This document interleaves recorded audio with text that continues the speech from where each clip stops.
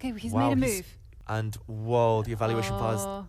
dropped down dramatically. This is an absolute classic between Hans Niemann with black and Alireza Firouzja with white. It's round 5 of the FIDE Grand Swiss, and this is tense. And sorry about the lighting, by the way, I'm having internet issues. Could pretend this is a Halloween special setup, but it's not. It's doing my head in. So to the chess here, Alireza with white, and he kicks off here with knight to f3, the Reti. Now he says to Hans, let's just play a game of chess. Let's get away from opening theory. And this setup, this King's Indian attack that Alireza goes for, it's one of the openings you learn really early in beginner chess. You get some bits out, you get your king castled, but you don't yet fight for the centre. And after rook e1, we see ideas for white of pushing with e4 soon.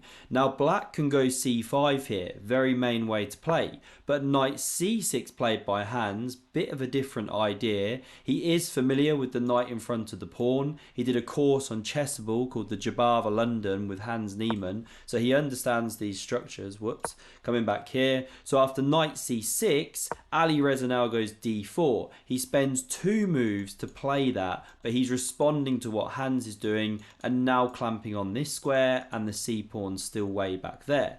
So Niemann goes a5. You know, this would have been scorned on 70 years ago, right? Pushing over there, where's your development, where's your central play? But this is computer approved. And after knight c3 from Alireza, he's playing in a similarly strange manner, but he is looking at this slightly weakened b5 square now. We get no, not a4 yet. Sorry, this is where you sometimes mix up. Right, knight e4 first, but a4 is coming soon. Okay, we get knight e4, sorry, and now we don't see captures here. This was possible, but after pawn recaptures, this one's getting weak. Now the e-pawn's also weak for black, leads to an equality basically, and some pieces come off the board. So instead we see knight b5 played, targeting this pawn.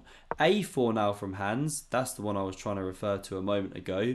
Now we get bishop f4, targeting c7, and so bishop d6 is forced, and you can take here, pick up the bishop pair, but it's not actually so much for white, and you have some cramped kind of development issues. You know, the knight can't hop to e5 if you put a pawn on d6. So instead, Alireza goes knight e5, best move. Niemann now decides to take different options available. We see pawn recaptures and bishop e7. It's important that the bishop goes to that square and not to c5, because now if takes here, pawn recaptures, queen's coming off the board, you can recapture with the bishop and it covers the c7 pawn. If that bishop had been on c5 and the rook had to recapture, whoops, you've got an issue.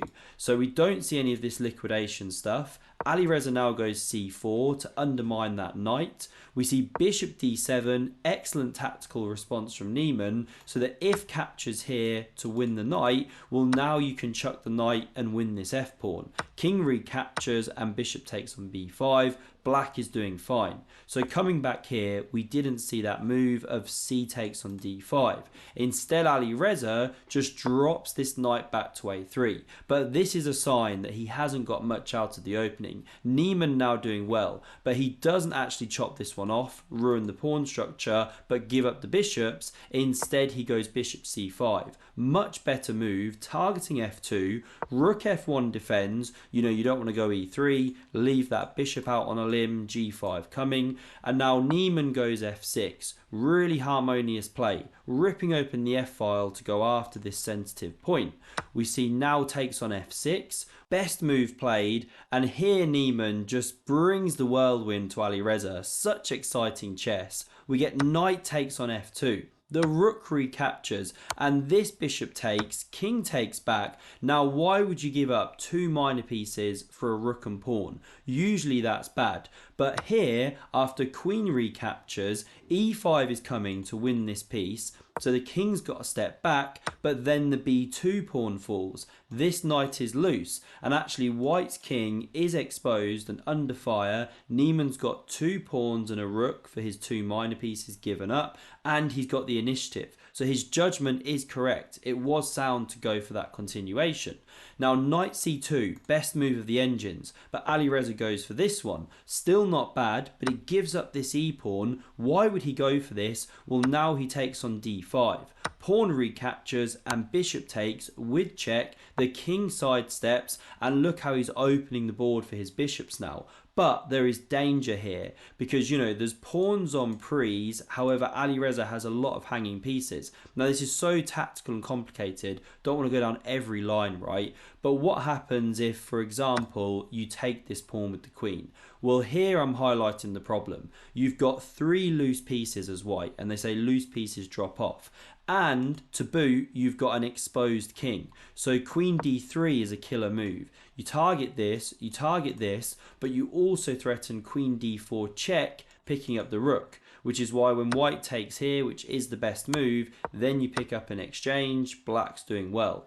So coming back here, we don't see this, we don't see yet this, but queen c3 played instead. Good move from Alireza. Covers some pieces, prepares to activate this rook in future, and Hans now plays the best move in response, rook a to e8, not even bothering to try and defend this pawn or go c6, because then you help Alireza start to harmonise his pieces. So he now takes on b7, wins another pawn back, but Niemann goes c6, blocking that bishop now out of play. Because if you capture, it's not good. You can be walking into pins with rook c8, and you're just giving black this big initiative against the white king. We won't go down that rabbit hole. So knight c4 played, trying to bring that one back into the game. A knight on the rim, always dim. Ideas of knight e5 in the air, and so Niemann goes rook e4. It gets called a miss, but coming back here, you know, bishop e6, apparently best move, but the guys are now playing on such low time as well. Look at the clocks, and they've still got 15 moves to time control. So rook e4 targets the knight, and it sets up a huge threat, because not only are you threatening to win this piece, but bishop h3 is now coming, threatening mate, and there wouldn't be bishop takes on c6 to cover the mate anymore because the rook stands in the way. So how do you deal with all this? Well, the computer says you should go bishop a6, covers this knight, and if bishop h3, queen d2, and you threaten the exchange, plus you cover this square. However, understandably, Alireza misses this idea. He goes queen d2 immediately to swap queens, but as you can see, this is a blunder. Look at the eval bar, and this is where we get the reaction from the commentary team. Maybe h5 or h5 or okay, he's wow, made a he's move. played queen to d2, Firouzja, and whoa, the evaluation bars dropped down dramatically.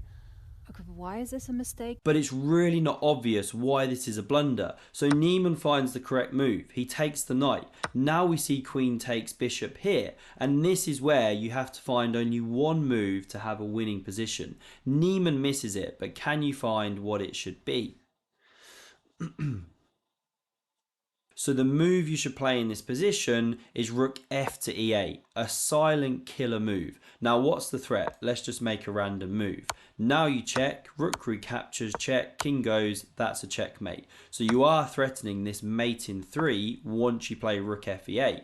So king g2 is forced to start running away. Now you check here, king h3 and queen c5. Threatens to checkmate from h5, so queen g4, but now the queen comes here. You can't protect this square, you know, if you come with the rook, or you can always check and win a rook, or maybe there's something even better. So the queen has to go, give the king some room. Now check, king goes, and you're just getting massively hunted. You can lift the rook here, sorry, maybe not that one, but that one, you don't want to get back rank mated. You can go g6, it's about -7.5, so big advantage to black. So coming back here, that was a winning move, but Niemann misses the idea in time pressure and goes rook e2. Really natural idea, because now he's got an idea of queen c5 check, queen f2, and that's curtains. So you should go rook c1 here, best move, but Alireza takes this pawn. That's why it's a miss, because he didn't go rook c1.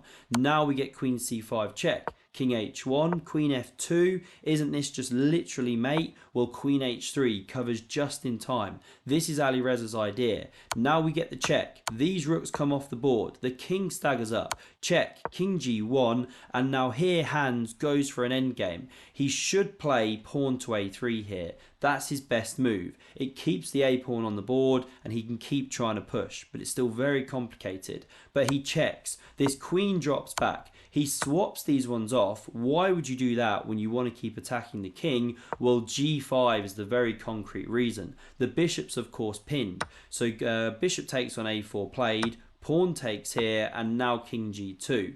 And yes, Hans now has this endgame where he is a rook for a bishop here, but this is tough to win. I mean, next to impossible, right? So he does some thrashing. We get all the way around to this position here, but there's a problem. You cannot make any kind of progress as black, because if these pawns ever swap off the board and this one disappears, well, rook and bishop is anyway a theoretical draw, should be very holdable for Alireza Firouzja. So a peaceful result to a very exciting game. I hope you enjoyed. Sorry about my voice today. Sorry about the lighting and all that crap, but thanks very much anyway. And if you want to see another epic game of chess, then check out the video on screen. Hope to see you soon.